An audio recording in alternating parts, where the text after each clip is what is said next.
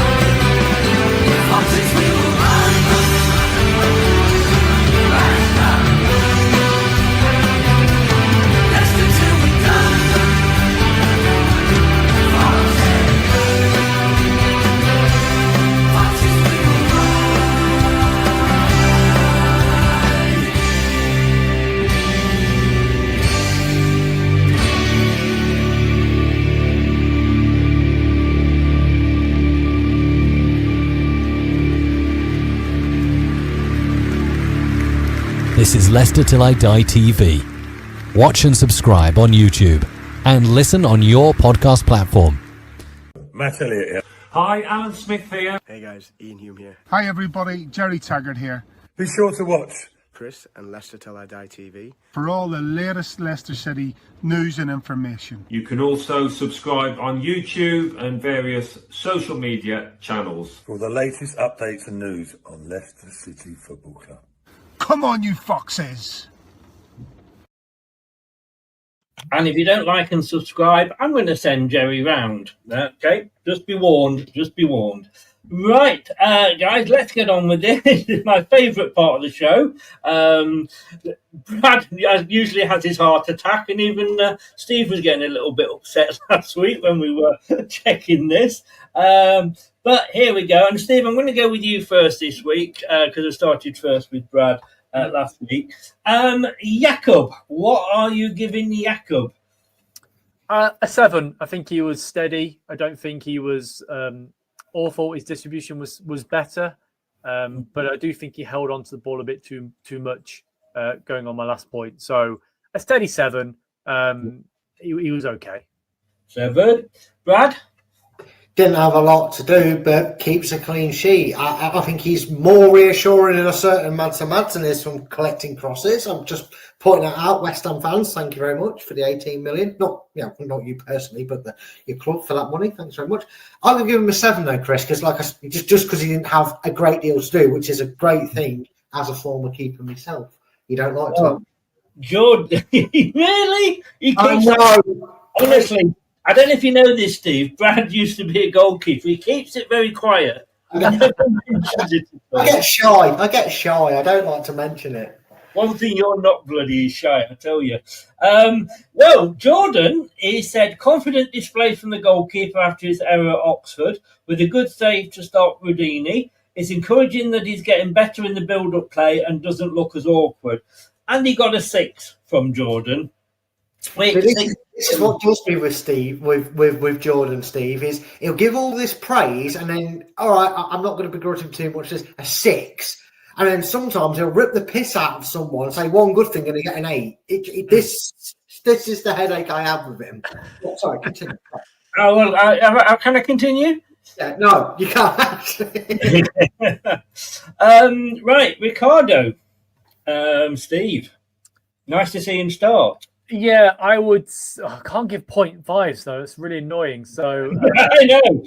I know. I would give him I'm thinking about it. I'll probably give him a 7 as well. He's closer to an 8 for me, but I still think a 7 is fair. I think he was sure in defence. He linked up well with the attack.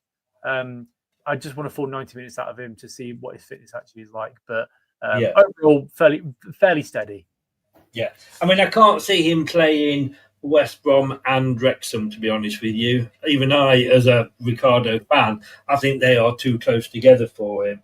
Look, you can point at me all you want, Brad. When Jordan starts giving half points, I will give half points, okay? The last to give half points here is me, so just remember that. So we've got a 7 off Steve for Ricardo. Yeah, I mean, this was probably the more assured game for Ricardo, because the few times we have seen him this season, he's been, propelled off the bench, and he's been told, get the goal, get up there, help us get the goal, which inevitably he's gone and got in the few games where he's come on later and been thrown forward a bit more. This game was more of a test of his all-round. Can he bomb up and down that line for 70, 80 minutes before he needs to maybe then consider taking off and just kept to the side? It will be interesting to see where's Marty's thinking, if he starts him or does he go to exploit for Wrexham. We'll find out in a few days' time, obviously. But I was happy with the performance. Very stellar. I've got to give it a 7. 7. Well, Jordan says, dealt with Brandon Thomas Asante well, but didn't get forward as much as at Oxford. Some well-timed challenges at crucial periods, and he gets a 6 again. You may know something else. It's in a pattern, Steve. It's in a fucking pattern here. There'll be another pattern coming I'm forward. looking forward to Mavadidi's one being, he's really, really poor, 9. Yeah, he could do that though, Steve. Yeah. That's the man. Don't you jest, Steve. Don't you jest. Right. Next up, look, it's the man with the hair, everybody's favourite Hair Bear Bunch character, Wout Faes, Steve. Yeah, again, there's going to be a theme with this one tonight for me, but I give him a 7. He was steady in defence. We didn't look like we were going to concede, really, because if he's not played much football, he played the full 90, and he's still our best defender. So overall, 7 again. 7. Brad? Look, I feel a bit sorry for Coley getting dropped. I know he wasn't our best defender out of the back line against Oxford, but Faes comes in, clean slate, played well, clean sheet. I'm considering the force that Coventry was supposed to bring at our back line. I was expecting 20, 30 shots by them, and Wout Faes just throwing himself everywhere trying to stop it. Solid game. I'm gonna give him. I'm going to give him an 8, Chris. It's a clean sheet and a solid performance. I don't think he gave them much opportunity to do anything. Oh, well. That's hot. Yes. Oh, my God. Wout Faes, says Jordan, didn't show any signs of rustiness in his first start in the league. Progressed the ball well when needed. Made some crucial tackles to keep the pressure on Coventry. Look, it's fun. I know we're down to 10 men when we conceded the second, but he comes in, like you say, clean sheet. I think he starts against Wrexham. But Jordan, give him a 6. Okay. And it starts. He was really good. He did well, and he played with no rustiness. 6. Well, let me guess. You might go 7. I don't know why, Steve. That's just coming to my mind here. But Vestergaard.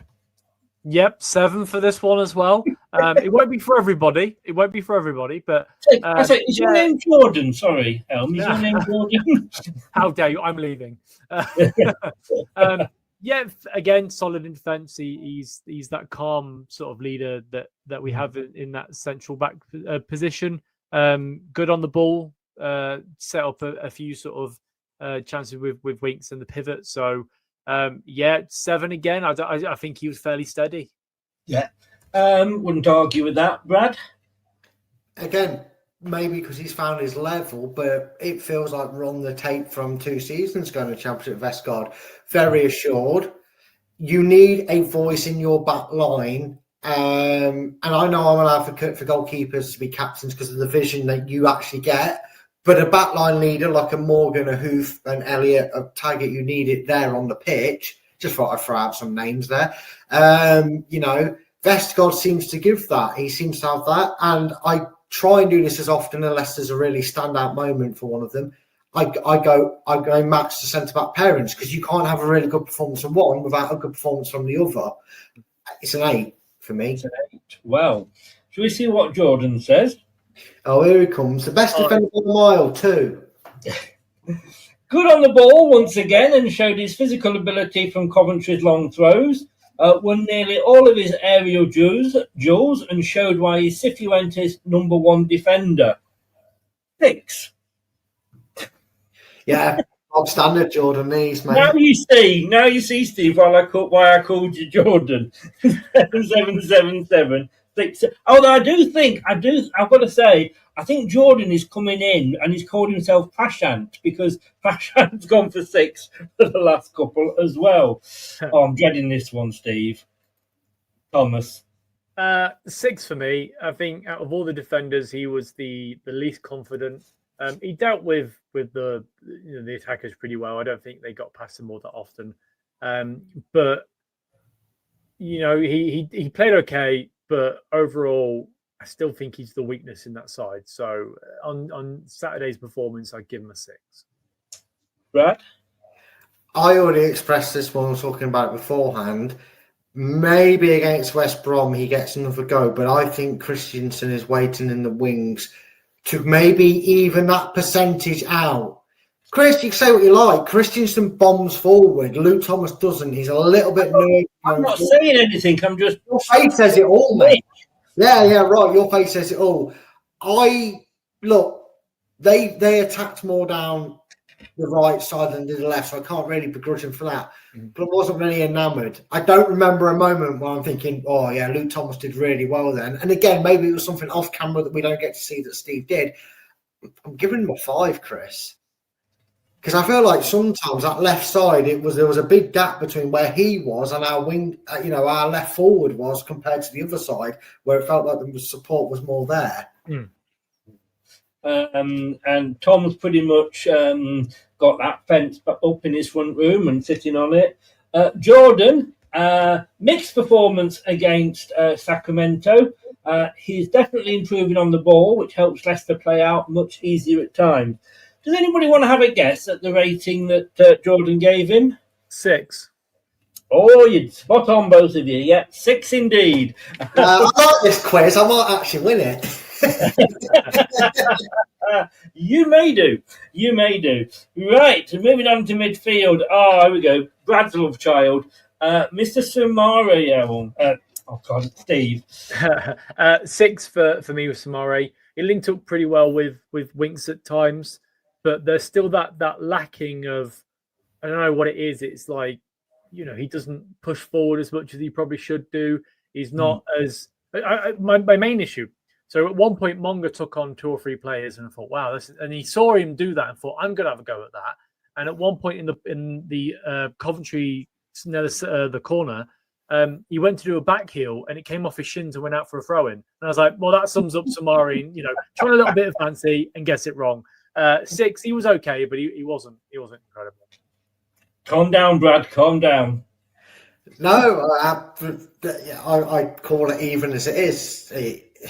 As much as I want to see him persevere here and do really well, he didn't pull up any trees for me. But he did have moments where he when he had the freedom of the space and he switched his brain off and was just told to go with it, he did have moments where he did seem to be there, and he was almost like the first call to rotate, to recycle the ball, because he was about in that, as you said earlier, I think it was you, Chris, might have been you, Steve, apologies, who said he's more like that Ndidi role. He sits in that number 6 role, so he's he's about 40 yards away from the goal to recycle it instead of going back to our own half. I'm going to give him a 6 as well, though, because I just didn't remember too much from his game. Okay, Jordan, too slow and relaxed on the ball at times, which isn't a bad thing. In the second half, he carried the ball through the centre well and helped City turn the defence into attacks. He gave Boubacar Sumare a 6. Yes. How did you know? Jordan obviously has 6 appeal. Oh. And we just scored you a 0, Chris, for that. Yeah, Chris, you didn't hit that for 6. Let me tell you. This is what the crowd wants. You know what? We finally dragged Steve down to our level. Chris bowled a ball and it was a no ball as he saw the stumps go flying because he thought he hit one. Killed a bang. Winks, first start, I thought you did really, really well, Steve. Yeah, I as his number is number 8. He was an 8 for me. I think he was great on the ball. He played the pivot role really well. He set up a lot of the beginning of the attacks, and was quite sort of cool and collective. So his best performance so far of the season for me, an 8. 8, fair play, Brad. This was more a performance. I know we saw him more integrated with the players and the fans at Oxford, but this was the performance that you wanted to see, and I asked for when he had his head up his own arse in the Huddersfield game. I had me run, I said it, and he's done exactly what I asked him to. Well, he does watch the show, I know he does. He actually texted me saying, "Cheers for that, Brad. I'm going to get on with it and sort my life out." But yeah, no, reassured. That pivot role, he plays well. He played a few vital balls into our attacking areas to get us on the front foot throughout the game. I liked it. It was a 7 because I'm going to hold my my other higher ratings for. Yeah, I can remember the matches actually. Here's Jordan. Brought more control into midfield and constantly urged teammates to be calm. Leicester looked so much better with him in their midfield. And he got a 7? Yes. No, I've lost the quiz again. It was only guessing numbers, for God's sake. Brad loves the quiz. Unfortunately, quizzes don't love Brad. I'm better at writing the questions than I am answering them, I'll tell you that much. Give up, Brad. Give up. Although I'm not sure whether Steve's cheating here and has actually got the ratings up or not. I haven't. No, I haven't. I had the option earlier, but I thought, no, I'm going to leave it and I'm going to have a guess. Good. That's what I like. Well done, sir. You get the trophy this week, and you also get to talk about Jordan James, JJ number 3. 4. I give him an 8 again. He was great in that attacking midfield role. I think he could have done better with one of his chances where he hit it straight at the keeper. I think if he had hit it to either side, he would have scored. Overall, I won't say that just yet. I'll wait until the end. But I think as a midfielder, he's exactly what we need in this team. He's full of energy. He doesn't stop running, and he likes a tackle. So yeah, on the performance against Coventry, he's everything we needed. So yeah, 8. Annoying that I can't put a point in there, but just an 8. Just an 8 with an asterisk. Yes. You're allowed asterisks. Brad? Again, not real assured. If you've listened to what he said since he signed and he's continued to say, the way he's buying into the manager's mantra and his way of thinking, the impression he's trying to leave on us. Ron, take notes. That's how we tackle. Look, he looks like he's already ready to move in, get a house sold, come to Leicester and breathe, the air of Leicestershire and blue brick. He can breathe if he wants. He's up to him. His lifestyle's up to him. We won't let him begrudge him breathing if he wants. Anyway, we'll cut that out. We're not live. It's all right. I like the performance. I think he's only going to get better and improvement. I agree with him. I think once the goals come, he'll be more confident in his shooting ability because he had that really good chance that was very well saved by the Coventry keeper. Then he had one that he probably should have buried after that, or given how that chance went. I'm going to give him an asterisk 7 because I just couldn't tilt over to an 8 because there was periods when he wasn't involved in the game, and obviously he did come off as well, which kind of probably killed us a little bit in that momentum area. There's 7 asterisks, please, Chris. And 3 from the bottom. Play countdown. So is it to not open the door? Everybody rushes through. Yeah, well, you said yes to it. It's your own fault now. I'll give you a bonus point to get level with Steve. Here's the 4th JJ that we've had at the club. Mm-hmm. Yeah. Can you name them? James Justin, Julian Joachim. It's easy for me to say, apparently. Obviously, This is now the other JJ. You said there's a fourth one. Yes. Is it a youngster, the Joseph guy? Joseph something or other. I can't remember his name. Is it Jordan Joseph or something like that. Yeah, I know there was a youngster in there. He's on loan at Tranmere at the moment, I believe. Yeah. Yes, he is. I think he even scored as well, or wasn't? I saw him on the video printer. I don't know if he got scored. Maybe he got sent off. I don't know, but yeah. There you go. 2-0 from you then, Steve. Well done, sir. Well done. I named them all. Sod off. You didn't name Jordan Joseph. I said there was a Joseph out there. I said I didn't know his first name. Yeah, sod off. My point. Sorry, bro, you can't get 0.5s anymore. It's not allowed. So it's just. Oh, you can't get half point. You know, yeah. I tell you what, 2 and an asterisk then. How about that? Dodgy Chris. Dodgy Chris. Were you giving? You could up your ass. I'm just wondering if you were giving him one of them, Steve, before the show started. Is that what it was? I have to say, because Kate's brilliant and she really, really knows her stuff. And she came on the post-match leave when she was leaving the ground, and she actually said she named 3 of them. She said, "Oh yeah, because this is our third JJ." I said, "Third?" She went, "Yeah, James, Justin, and Joseph." And I said, "Yeah, what about Joachim?" And she'd forgotten, so I got one over on Kate, and I don't very often do that. Isn't it Joachim as well? It's not apparently, if you are, who's the guy that used to manage Spurs, curb crawler that we got? We hated him. He was at Filbert Street. He was manager of Leicester, but before that he was manager of Spurs. But he got sacked because he got a scandal that he was curb crawling. Oh, it might be just before my time, Chris, I'm afraid. You're going to have to give me an area. I thought one of you two would sort of, would know that with your activities.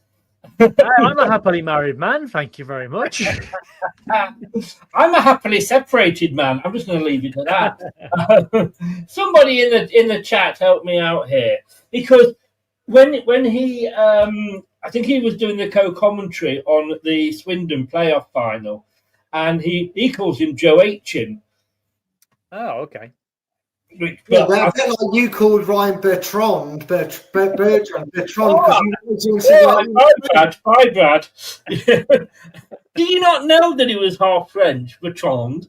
Yeah, because as soon as the season started, his legs gave up on him. Yeah, Tom, brilliant. David Pleat, that was it. Yeah, that was to do with JJ's. Yeah, I can't remember Pleat. I would have been like 4 or 5 at the time. So yeah, I wasn't even born.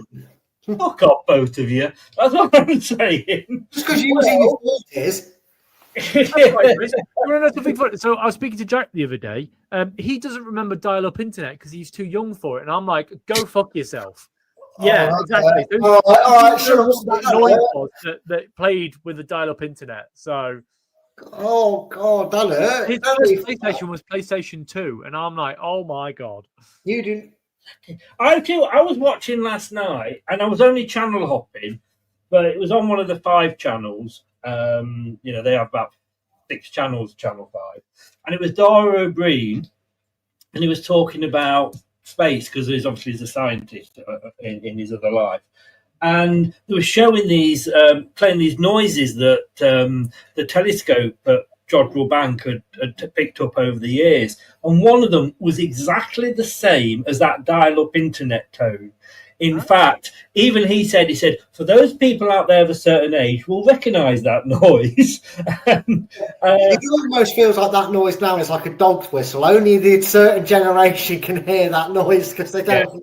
Usually there was another noise that used to come along with that, which was my wife going, "Get off the fucking internet, I want to ring my dad." Can I just explain to him that, like, if you were on the internet and somebody got a phone call, it would cut you off, and he was like, "No, I don't remember that," and I'm like, "Okay, no." Did it? I always thought it just got them engaged. No. So it used to cut us off the internet when we were on it. So, right. No, you said it got them engaged. I was thinking, no wonder there's a load of early marriages and divorces. Anyway, welcome along to all our yesterdays. Let's go, James. which Jordan went for. Tidy performance on his first start for the club, a threat going forward with the right blend of awareness to track back and press. Really encouraging performance. Want to guess what he gave? 8? 6. Oh, Brad, it was your chance for redemption. 7. Yeah. I didn't want to brave it because he's never normally that optimistic when he You says. know what, Brad? You just fucking shit at quizzes, aren't you? No, it's been a horror week for me. It's been really hard. Monday. Yeah, I know. God help us. Got the number for the Samaritans, mate? I'll get a dial-up internet one here in games.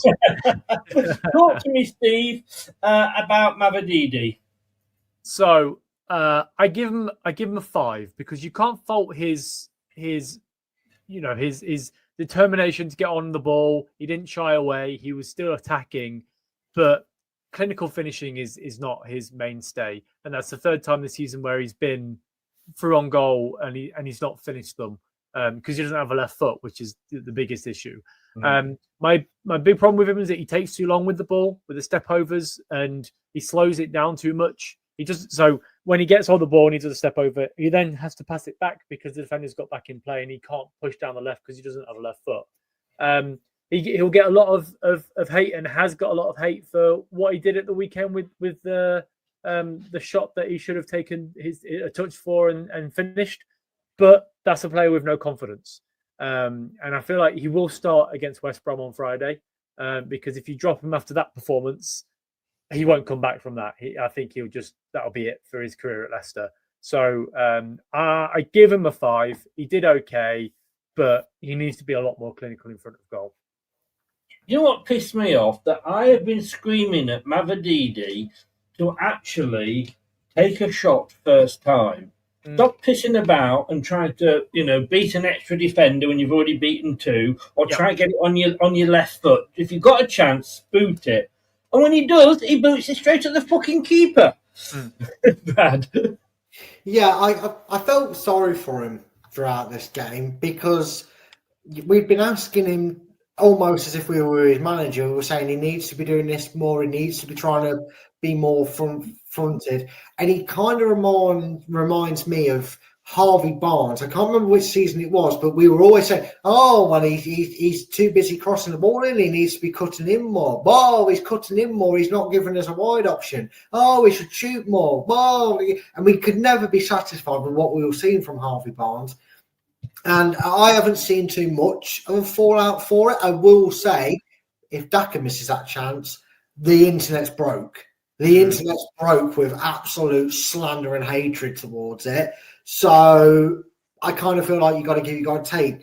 But that camera cut was a little bit painful to look at because it seems to be a new thing now. And there obviously wasn't a crying child in the crowd. So they went to Mavididi because he looked absolutely wrecked of confidence. He must have been thinking, I've cost my team 3 points. I'm fucking this. I'm that. I deserve all the boos. Blah, blah, blah. And he's confident. He's the one player that still just hasn't been able to find it. And he tried so hard to get his confidence in a goal or do something inspiring in the game, and it just didn't work. Sympathetically, I want to give him a 6, but I have to agree with Steve and give him a 5. Yeah, I also feel like with Steffi is that he knows that there's a young lad waiting in the wings and he can't stifle that development. And then also with what Marty said about Di Cordova-Reid a couple of weeks ago on the Radio Leicester interview, that's 2 players that can take his position. And if that does happen, if Bobby Reid starts or Monga starts and Mavidi's on the bench or not even in the squad, he'll find it very difficult to come back from that. And I think the next time we see him, if that does happen, is an FA Cup game. And at that point, you might as well say, "Sorry, mate, you're not part of the plans here going forward." And I do think we've probably seen the best of Mavididi 18 months ago with Enzo. I don't think we'll get anywhere near that level again. And if you are feeling down or you feel you need help like Brad is at the moment, the banner below is the telephone number for you. Yeah, there was the one in there. You know what, Chris? Just to make yourself feel better, if Leicester get a point per game, how many points will I have in a full season? You can throw that back at me as many times, mate. Now I'm off camera because I need to have a cry, all right? I got 5 out of 5 in the quiz you set me. Yeah, I had favouritism on that, and now I'm never going to do that again after this week. Anyway, it's going to be like, who scored the Leicester's winner in the 1866 game against North? Yeah, but I can tell you how many offsides Jamie Vardy got in his last season. Steffi Mavididi from Jordan says, once he got into the game, he looked close to his normal self. He would be kicking himself that he didn't do better with the 2 chances he had either side of half time, especially the one before the hour. He gets a 6. A 6? A 6. I mean, mine was sympathetic, and I didn't give him in the end, but the 6 is ridiculous. He gave him the same score as Harry Winks, right? Yeah. No, he gave Winks 7. Oh, no, it's the same as the centre-backs. Yeah, and Samara, is it a 6? Is it a 6? He gave him a 6. Yeah.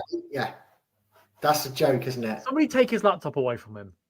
Told you, I'm not the only one. I'm really glad you asked Steve to come on the show with me, Chris. Now I've got my defence with me. You've got a friend, Brad. We've got a friend in you. Right. You're making Brad feel a lot better here, Steve. Mr. Fataroo. 7, I think he was in and out of the game. He was our main threat down that right-hand side.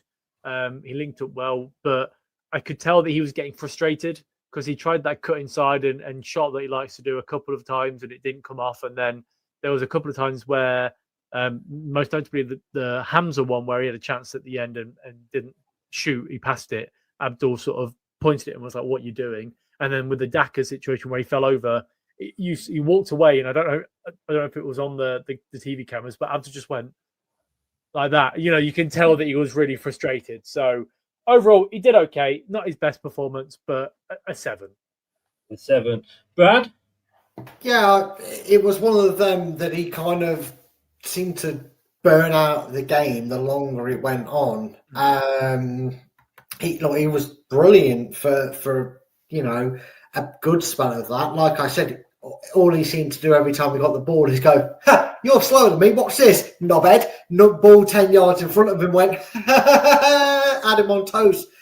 Once we kind of got into that 60-odd minute mark and we hadn't got the goal, and Frank had crapped himself and made Coventry go defensive of 2 back lines of 4, he struggled to really affect the game. And he tried his usual trick of drive inside then and have shots where I try and curve the corner. This week they didn't come off. But it has to match his shirt number. It was a very solid 7. It was just, unfortunately, he did fade away. Jordan says, looked up for it from the first minute and gave Josh De Silva a tough game throughout, forced Rushworth into some routine save, but constantly wanted to be a threat, but unfortunately wasn't always. He gets a 5. Yeah, take the piss. You're worse than Mavididi. You're lying. There is no way that. Not a chance. See, this is a rookie mistake you've done there. Chris, you devious bastard. He's done that to you. Look, line and sinker, He did it last week, didn't he? And he didn't get us last week, so we had to try again this week. Yeah. Gone fishing. No, he got a 7. Now, this is going to be interesting. Jordan Ayew, Steve. 6. Yeah, the issue with Jordan is that he played well. Don't get me wrong; like he does certain things really well, but there are also times where he falls over so easily and doesn't get the free kick, and he looks really shocked, and that annoys me. He's never in the box when you want him in the box, and there was a moment where Abdul and JJ were breaking free of the Coventry defence, and we needed somebody in the box to be there to pass the ball to, and Ayew was still in the centre circle. And I'm like, mate, you can't be there. You're slowly walking to the box. Get it, bust a gut. I know he's got a little bit of a gut, but bust a gut into that box, mate. So I think 6 is fair.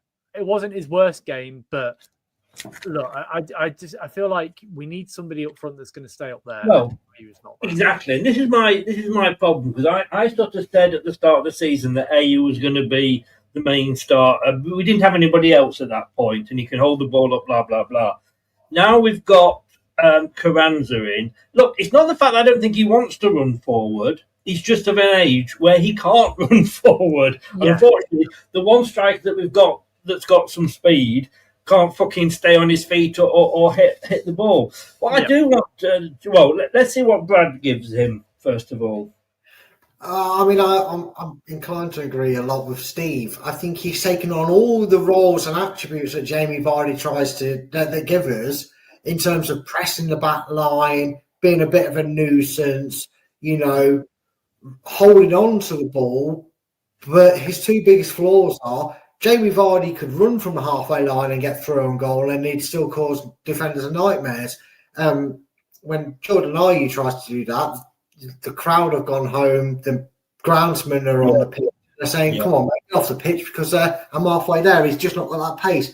I've got to give him a 6. And I worry that maybe in January Jordan goes if he falls right down that pecking order.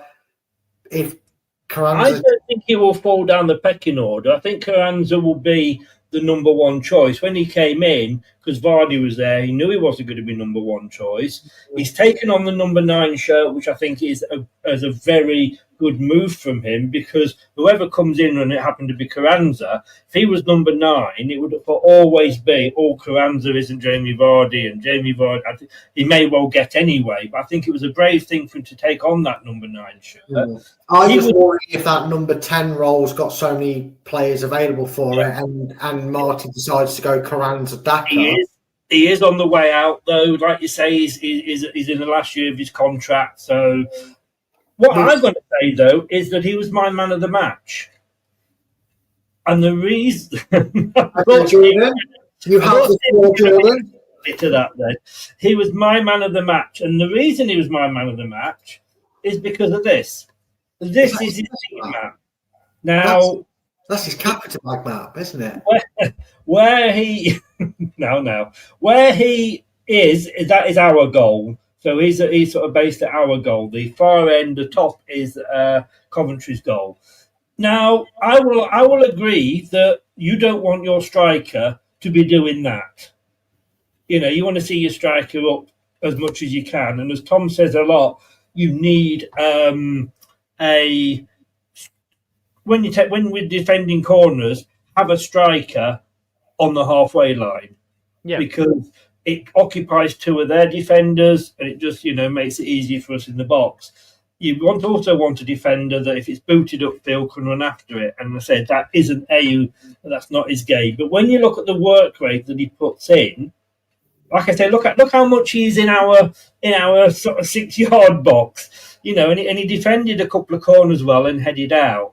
But he is a striker. But look, you can't knock his work rate. And when you look at where he was on the pitch, fucking hell. Yeah, I mean, you can't knock his work rate. But also, I would criticise Marty here and say, why is he still giving him 87, 88 minutes a game? If you're looking for somebody to break the lines, you need to make that change earlier. You can't have Patson Daka come on for 2 or 3 minutes and hope that he's going to do the job. If you need to see some actual change, you bring him on for 60 minutes and play him with Carranza in the 2, and hopefully that changes it up, because he's just not quick enough, and it's really frustrating to see. Yeah, no, I totally see that, and I think with the the West Bromwich Albion game on Friday, the Wrexham game on Tuesday, I think we will see Carranza start one of those, and then he likes Daka to bring Daka on at the end, because yes, he has got that space. He doesn't. Pace, so he's got big space while he won't be between his ears. But it's a make-a-wish sort of thing, isn't it, for Daka when he comes on for 5 minutes? It's like you got to give the dying kid a couple of minutes to help. but you've also, he will run at a defence, and he will, like you say, worry them. He's got the speed. Jordan, frustrated at the quality of some balls played to him, but didn't stop working. Was perhaps too slow at times when Leicester needed to be quick. For the second time tonight, you all agreed he gave a 6 as well. Now, going on to the subs, guys, we're not going to talk about it. I just want a score from you. So we are on the edge here. Jeremy Monger, Steve. 7. 7. Brad? 7 asterisks. 7. And he got a 6 off Jordan. Who knew? Who knew? Carranza, Steve. 6. 6. Brad? 6. 6. He got a 6 off Jordan. Hamza Chowdhury. Ooh, 5. 5. Brad? 5. Oh, look at you getting into Jordan's knickers there. He's got a 5 as well. Oh, So you've 6. all agreed. 6. 4 times you've all agreed. You know. Daka, not put Daka at a score because he was hardly on. Do you either of you guys want to give him a score? Was he on long enough for you? He one opportunity, yeah, where he slid in rather than shooting properly. I give him a 4. I don't think he was on long enough, but his shot was terrible. I think it's unfair to rate someone who doesn't have at least 5 or more minutes to do anything. You scored, Brad. I'm not giving him one. You're not giving him one. No, that's fine. Okay. So that was Daka there. Cifuentes again, just a score here, if you can, please. 7. 7. Brad? I'm giving him an 8. Yeah, and I will kind of agree. We don't obviously get a rating off him from Jordan, but I would probably agree with you. I think he did well. This time last year, I think we'd have conceded and lost the game. Overall team performance, like you, Alan goes to the match for us, and he gives us the team rating overall and his man of the match. And the team rating, he gave them a 6. Would either of you guys argue with that? I think that was pretty much I would say 7, but it's 7 really. More just because I felt we nullified Coventry so well. It might not have been easy on the eye and looked how we wanted to go about it, but 6, 7, yeah, it's pretty even. Feels fair. Yeah. I actually went 8. We didn't win though, so you can't be an 8. Yeah, that's the win. No, it's the performance. You can have a good performance and lose. The ball could go in off FaZe's arse. But Yeah. 89% of the time. I just think that with Coventry being who Coventry were and coming, and the fact that it's a local derby, so you got that little bit in there as well. I still call it an East Midlands derby. I've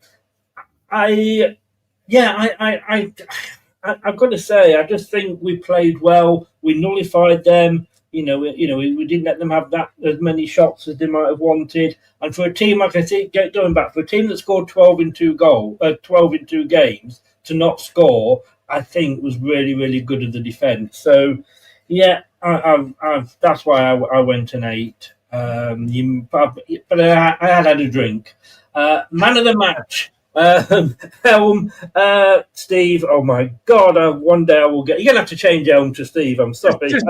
I call it whatever. I don't mind. It is. Yeah.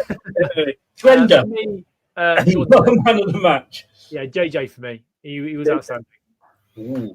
Brad, for a solid performance and being defensively strong. I'm going to give it to someone I give a lot of slack to in the Oxford game for his lack of pace. That's Vestergaard. Ooh. Shored up in a clean sheet, you can't say nothing about a 34-year-old defender doing that at this level. It's almost like there's an ex-Wolves and Leicester player who can't defend in this division. Kate and Kate and Alan both agreed.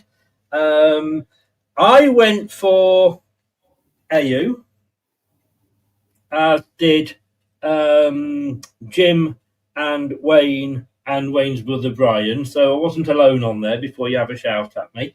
But the official man of the match given by Alan was actually Harry Winks. Who did Kate go for? Winks. Ah, fair, yeah. And he was, It was between him and AU for me because I do think he does bring something to the game. I'm going to change it. I am going to pick Harry Winks because actually I feel like he was the most. No. Once it's out, once I've written it down, you can't. With an asterisk of Harry Winks. Honorable mention is how you save that one, Steve. That's how you save that one. Yeah, we used to have a couple of seasons ago. It was we had honourable mention. But we couldn't always pick a bloody man of the match. But yeah, I went the same. I went AU / Winks. I went that way. But no, there we go. And that, ladies and gentlefolk, is it. Thank you very much, Doris. Thank you very much, Brad. We did say I could call you what I wanted. He's very literal, is our Chris? Yeah, I am. Can't say otherwise. We'll be back at 9 o'clock when we're actually going to be reviewing, not in as much detail as that, obviously, the whole, all the matches. There's one being played tonight. Have they kicked off yet? Tonight? No, 5 minutes, I think, at 8 o'clock. Oh, is it an 8 o'clock kickoff? Yeah. Right. So, and all I will say on the prediction league is I started off really well and I got 3 points on Friday night. And then after that, I got fuck all. So Chris, this will cheer you up. Guess who got 0? Craig. Me? You? No. Yes. Get in. Bring it home. Go on. Bring it in.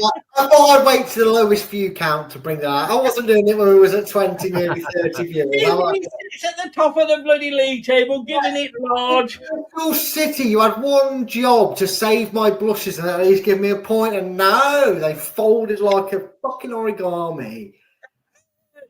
Oh, I don't know. Leicester can lose on Friday now. That's what I wanted to know. Guys, thank you very much. Have a great night.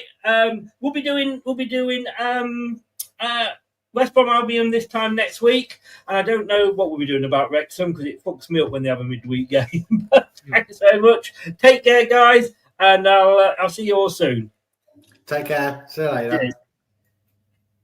Thanks to the guys there, really do appreciate it. And I'll be back, like I say, 9 o'clock tonight. Be there, I'll be square. I'll be there with Tom. I'm doing the championship preview, just make it a little bit different and how it affects Leicester going forward. And then we're back tomorrow with Fox's Forum. Like, subscribe, share, do all that shit. If you're watching live, thank you very much. And if you're watching on catch up, brilliant, do it as well. And if you're listening via your podcast platform of choice, tune in, and thank you for lending us your ears. I will see you in 64 minutes. 63 now. See you then. Good night. Thanks for watching. These videos are tremendous. You better like them too, or I'll be back. This podcast is proud to be part of the TalkSport Fan Network. TalkSport. Powered by fans. That will conclude this evening's entertainment.